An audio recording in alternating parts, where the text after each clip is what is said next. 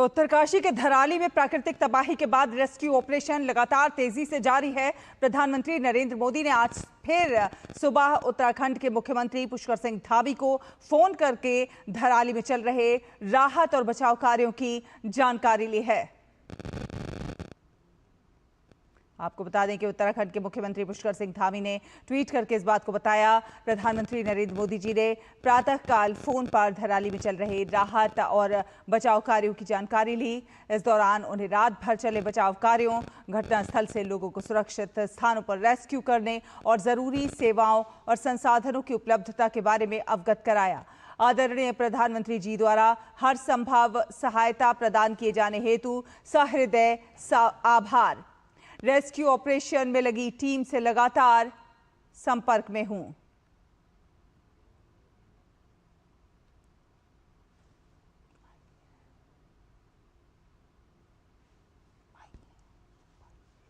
और उत्तरकाशी के धराली क्षेत्र में आई प्राकृतिक आपदा के चलते बड़े पैमाने में तबाही हो गई है। स्थिति का जायजा लेने के लिए उत्तराखंड के मुख्यमंत्री पुष्कर सिंह धामी उत्तरकाशी पहुंचे। सीएम धामी ने धराली बाजार, हर्षिल और आसपास के क्षेत्रों में आपदा से हुई क्षति का हवाई सर्वेक्षण किया।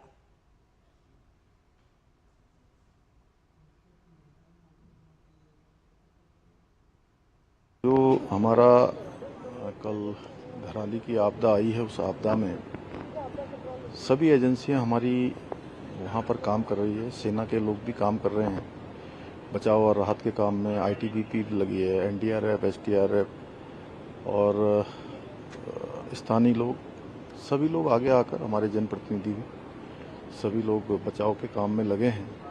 कल लगभग 130 के लगभग लोगों को रात को रेस्क्यू किया गया है और अभी लगातार खोजबीन जारी है। रास्ते में चूंकि काफ़ी ज़्यादा मौसम खराब होने के कारण से अनेक स्थानों पर मार्गों का जो संपर्क है वो कट गया है। और टिहरी गढ़वाल क्षेत्र में लगातार हो रही भारी बारिश के बीच प्लासडा नरेंद्र नगर के पास प्लासडा चौकी से आगे एक कार मलबे में फंस गई है, जिसे निकालने की कोशिश हो रही है।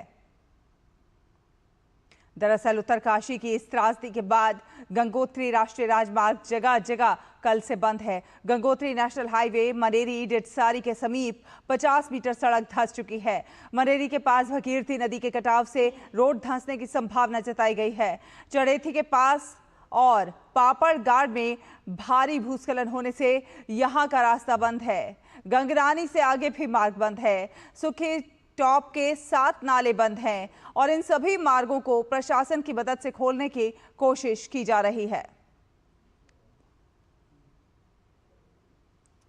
उत्तरकाशी जिले के धराली में मलबे में दबे लोगों को सेंसर से खोजा जा रहा है। वन दरोगा ने बताया कि धराली आपदा में 100 से अधिक लोगों के लापता होने की संभावना जताई गई है।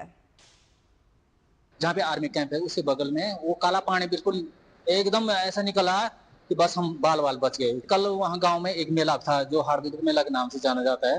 वो मेला था, उस मेले के चक्कर सभी लोग घर गांव में आ जाते हैं और लोगों के बच्चे हो चाहे किसी परिवार हो, सब लोग आ रखे थे। इस कारण से हमें लगता है कि 100 से ऊपर लोग हो सकते हैं। उत्तरकाशी के भटवाड़ी में प्राकृतिक आपदा के बाद विद्युत आपूर्ति ठप हो गई है और इससे रेस्क्यू करने में काफी परेशानी आ रही है। विद्युत आपूर्ति बहाल करने के लिए बिजली विभाग की टीम लगातार काम कर रही है। इसे लेकर क्षेत्र के डीडी न्यूज संवाददाता ने अधिशासी अभियंता से बात की।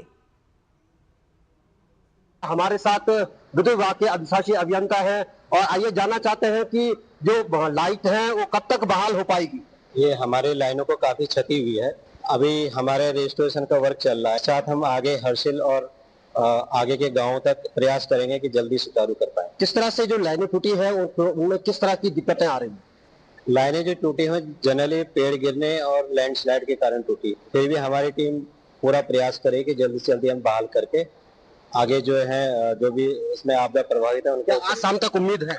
हाँ बिल्कुल, इसमें आज शाम तक चालू हो जाए। जिस तरह से अब विद्युत विभाग लाइनों को जोड़ने में लगा हुआ है, यही कह सकते हैं कि आज देर शाम तक विद्युत आपूर्ति बहाल हो सकती है। उत्तरकाशी से दूरदर्शन समाचार, दिग्वीर बिष्ट। उत्तरकाशी जिले में गंगोत्री हाईवे भटवाड़ी चड़ेथी के बीच 70 मीटर रोड धंस चुकी है। कई जगहों पर हाईवे बंद होने से आवाजाही बाधित हुई है। आपदाग्रस्त क्षेत्रों में काम जारी है, लेकिन गंगोत्री नेशनल हाईवे जगह जगह धंसने के कारण बचाव टीमों को आपदा स्थल पर पहुंचने में परेशानी हो रही है। डीएफओ से बात की है डीडी न्यूज की टीम ने, वो आपको दिखाते हैं। हम लोग अभी भटवाड़ी के पास है और भटवाड़ी के पास जो रोड वॉश आउट हो रखी है और जिला प्रशासन, वन विभाग से लेके सभी आला अधिकारी यहाँ पे हैं और आज ये जानना चाहते हैं कि जो आगे की स्थिति किस तरह की रहेगी। और आप ठीक देख रहे हैं सामने हमारे साथ डेपो साहब हैं जी। देखिए, ये जो कल बड़ी दुखद घटना घटी है यहाँ उत्तरकाशी में कि वहाँ धराली में जो क्लाउड ब्रस्ट हुआ है उससे काफी नुकसान हुआ है, लेकिन अभी भटवाड़ी के आगे ये करीबन 70-80 मीटर ये पूरी सड़क जो है एकदम साफ हो गई है और अभी जल्दी से इसके खुलने की कोई संभावना भी नहीं दिख रही है। तो इस तरह की कई चीजें हैं, मतलब आप देख रहे होंगे कि रेस्क्यू प्राप्त करने के लिए पूरा प्रशासन तत्पर है, लेकिन जो प्राकृतिक इस तरह की दिक्कतें आ रही हैं उससे भी जूझना पड़ रहा है। हमारे साथ गंगोत्री नेशनल पार्क के डेपो है, आइए जानना चाहते हैं आपके जो स्टाफ है, आपकी वार्ता हुई की? स्टाफ से सीधे बात तो नहीं हो पाई है, लेकिन आईटीबीपी के माध्यम से हमने पता किया तो भैरव घाटी से और गंगोत्री की तरफ से स्थिति सामान्य है और सभी स्टाफ सुरक्षित है। बिल्कुल, जिस तरह से सभी लोग इंतजार कर रहे हैं कि कब बाहर खुलेगा। उत्तरकाशी से दूरदर्शन समाचार दिग्विजय बिष्ट। और नीरज सिंह हमारे सहयोगी ज्यादा जानकारी के साथ हमारे साथ जुड़ गए हैं। नीरज, बेहद भयावह घटना और बेहद दिल दहलाने देने वाले दृश्य, कुछ ही पलों में जिस प्रकार से ये हादसा हो जाता है, लोगों को सोचने और समझने का मौका भी नहीं मिलता है। लगातार राहत और बचाव का कार्य जारी है, लेकिन जिस तरह का मौसम है, जिस तरह के प्रतिकूल परिस्थितियां बनी हुई हैं, जगह जगह रोड धंस गए हैं, बड़ी मुश्किल आ रही है राहत और बचाव में। किस स्तर पर राहत और बचाव कार्य पहुंचा है, किस तरह से लोगों को जो है निकालने का कार्य जारी है? देखिए, बिल्कुल मुश्किलें आ रही हैं क्योंकि एक तो बारिश नहीं रुक रही है, लगातार बारिश हो रही है, जिसकी वजह से अगर हेली से भी अगर ऑपरेशंस करें या रेस्क्यू करें तो उसमें भी दिक्कत आ रही है क्योंकि ऊपर मौसम बहुत ख़राब है।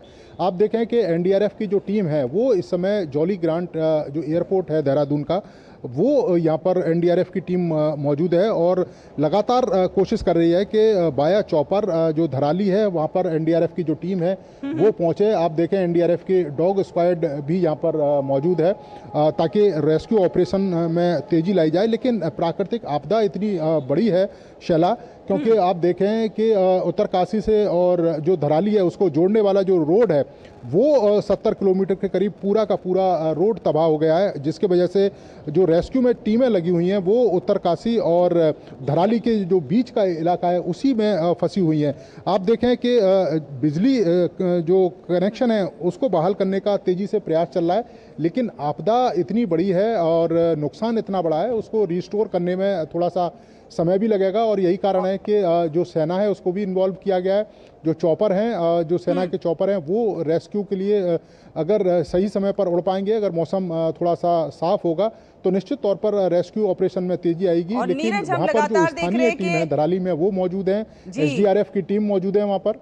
बिल्कुल, जिस तरह से केंद्र सरकार से लेकर राज्य सरकार तक लगातार एक्शन मोड में है। खुद प्रधानमंत्री नरेंद्र मोदी ने सीएम पुष्कर सिंह धामी से तमाम अपडेट हासिल की हैं, लगातार पल पल की वो अपडेट हासिल कर रहे हैं, चिंता भी जताई है और मदद का आश्वासन भी दिया है। हम देख रहे हैं कि पुष्कर सिंह धामी वहां का दौरा कर रहे हैं, जायजा ले रहे हैं कि क्या कुछ हालात रहे होंगे और किस तरह से इससे निपटा जाए।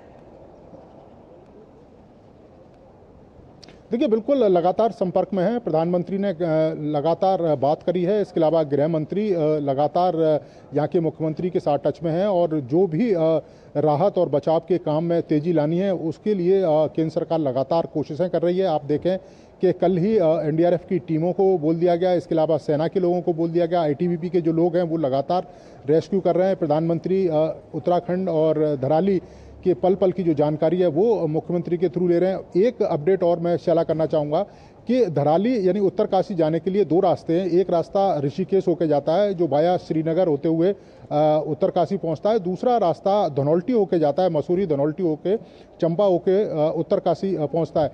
तो ये दोनों ही रास्ते इस समय रुके हुए हैं। खासतौर से ऋषिकेश से जब उत्तरकाशी के लिए जाते हैं तो बीच में एक लैंडस्लाइड हुआ है जिसकी वजह से जो रास्ता है वो रुका हुआ है। जो रेस्क्यू टीम है वो जो ऋषिकेश के बीच में फंसी हुई है, तो बहाल करने के लिए रास्तों को काम तेज़ी से जारी है। बीआरओ की टीम लगातार लगी हुई है, लेकिन आपदा जगह जगह, क्योंकि बादल भी 3 जगह फटा है। आप देखें धराली और धराली के आसपास दो इलाके और हैं जहाँ पर ये बादल फटा है। इसके अलावा लगातार जो मूसलाधार बारिश हो रही है उसकी वजह से जगह जगह चट्टानें खिसक रही हैं, जो पहाड़ हैं वो दरक कर आ रहे हैं और रोड है वो डैमेज हुई हैं।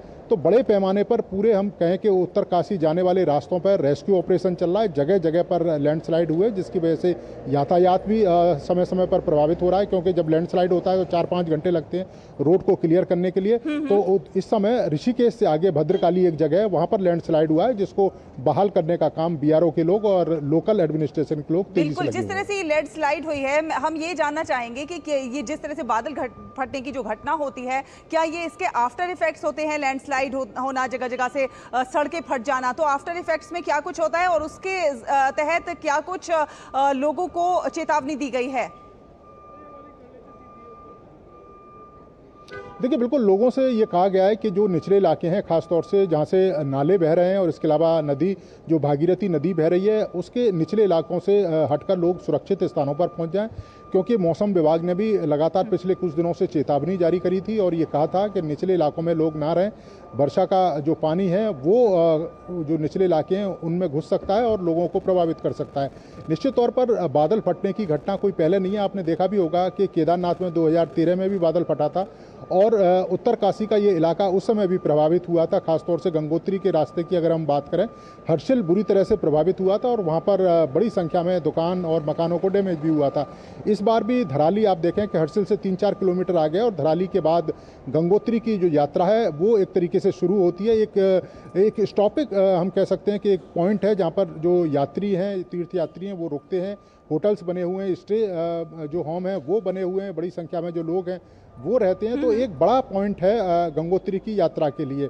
और इस समय आप देखें कि जिस तरीके से ये बादल फटा है, क्योंकि बादल कोई पहली बार उत्तराखंड में नहीं फटा है और बादल फटने का सबसे बड़ा रीज़न भी यही है कि आप देखें कि पानी भरा रहता है, बर्फ़ पड़ी रहती है इन बादलों में, और जब गर्मी होती है उसके बाद ये बादल अचानक से फटता है और जो नाले हैं, नदी हैं, उनमें तेज़ी के साथ फ्लो होता है और जिसमें जो गाद है और जो पत्थर है उनको लेकर नीचे आता है, तो पूरे के पूरे इलाके को एक तरीके से साफ़ कर देता है। धराली आप देखें, धराली विलेज और जो धराली का जो मार्केट है वो पूरी तरीके से साफ़ हो गया है। तो अभी लोगों को यही चेतावनी है कि आने वाले कुछ समय मौसम इसी तरह का रहेगा, लगातार बारिश रहेगी, तो इन इलाकों में ना रहें, इन इलाकों से सुरक्षित पहुंच जाएं। और 12वीं तक के स्कूल इन इलाकों में बंद कर दिए हैं प्रशासन ने और मुख्यमंत्री ने दिशा निर्देश दिए हैं और 3 जो IAS ऑफिसर हैं उनको नोडल अधिकारी बनाया है।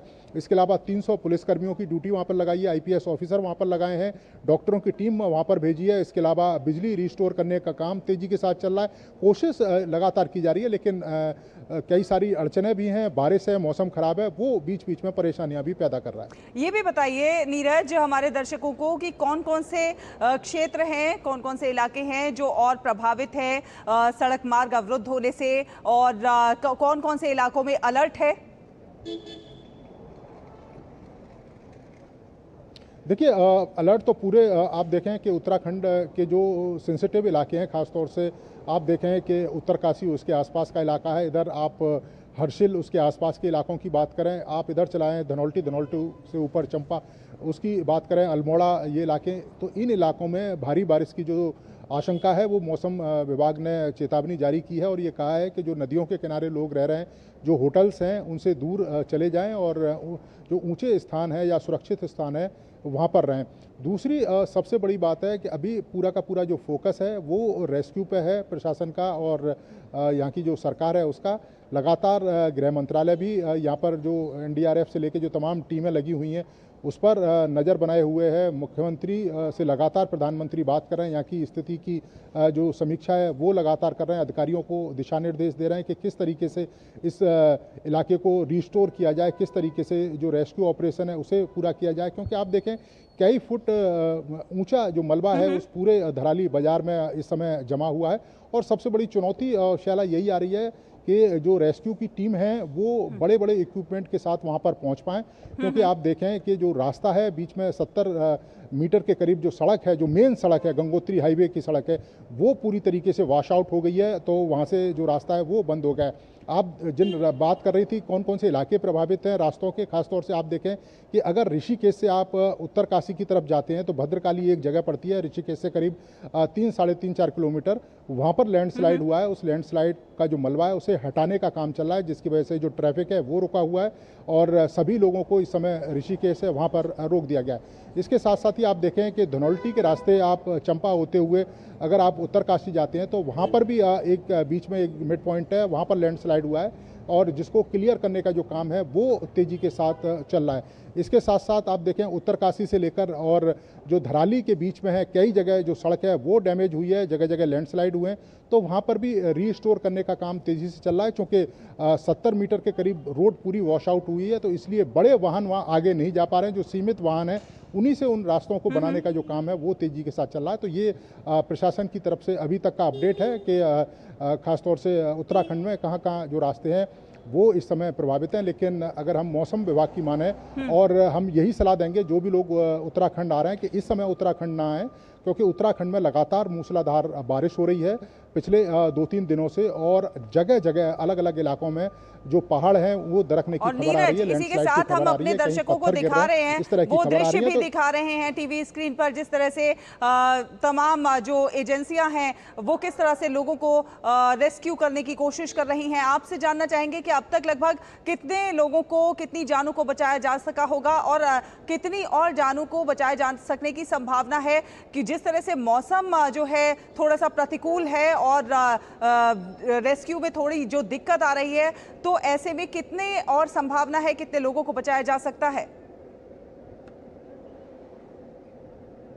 देखिए 150 के करीब जो लोग हैं वो कल देर शाम तक रेस्क्यू कर लिए गए थे, जो निचले इलाकों में रह रहे थे। कुछ एक लोग हैं जिनको रेस्क्यू करके निकाला गया था, जो मलबे में भी एक तरीके से फंस गए थे।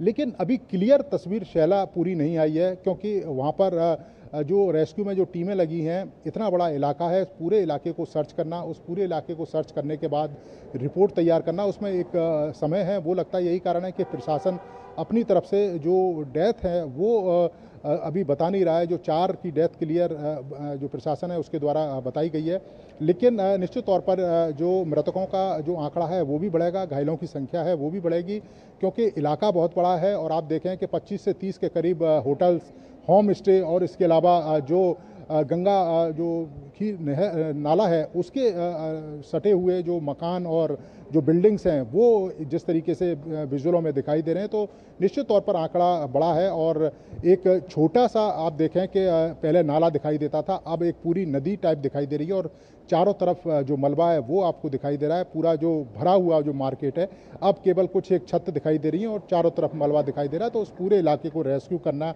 उस पूरे इलाके से मलबे को निकालना, क्योंकि वहाँ पर जिस तरह की झील बन गई है वो आने वाले समय में निचले इलाकों के लिए भी खतरनाक हो सकती है, तो उसको भी साफ करना एक बड़ी चुनौती है। तो उसमें थोड़ा सा समय लगेगा, लेकिन हाँ इतना हम जरूर कह सकते हैं कि जो संख्या है वो बढ़ेगी और एक बड़ा आंकड़ा हो सकता है इस आपदा से प्रभावित होने वालों का।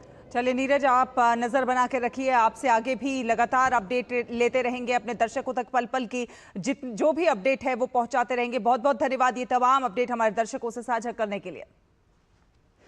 आगे बढ़ेंगे, आपको बता दें हिमाचल प्रदेश के तांगलिंग क्षेत्र में किन्नर कैलाश यात्रा मार्ग पर बादल फटने से ट्रैक का एक बड़ा हिस्सा बह गया और हजारों यात्री फंस गए थे। इंडो तिब्बतन बॉर्डर पुलिस की 17वीं वाहिनी की टीम ने रस्सी आधारित ट्रैवर्स क्रॉसिंग तकनीक का प्रयोग करते हुए अब तक 413 श्रद्धालुओं को सुरक्षित निकालकर सुरक्षित स्थानों पर पहुंचाया है। इस बचाव अभियान में एक गजेटेड ऑफिसर, 4 सब ऑर्डिनेट ऑफिसर्स और 29 अन्य रैंकों की आईटीबीपी टीम के साथ एनडीआरएफ की एक टीम भी जुटी हुई है। सुबह जिला प्रशासन किन्नौर को मार्ग पर यात्रियों के फंसे होने की सूचना प्राप्त हुई, जिसके बाद आईटीबीपी और एनडीआरएफ की संयुक्त बचाव टीमें खुद रेस्क्यू कार्य में जुट गईं। साथ ही साथ आईटीबीपी लगातार जिला प्रशासन और अन्य एजेंसियों के समन्वय से राहत और बचाव कार्य कर रही है।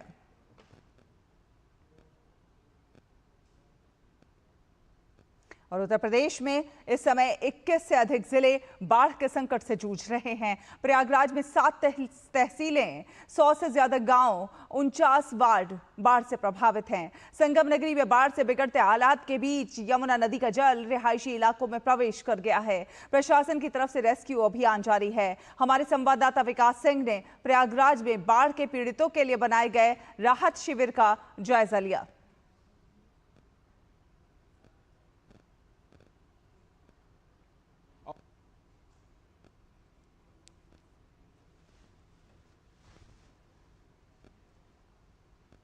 ग्यारह जनपद बाढ़ का प्रकोप झेल रहे हैं और उनमें से प्रयागराज है।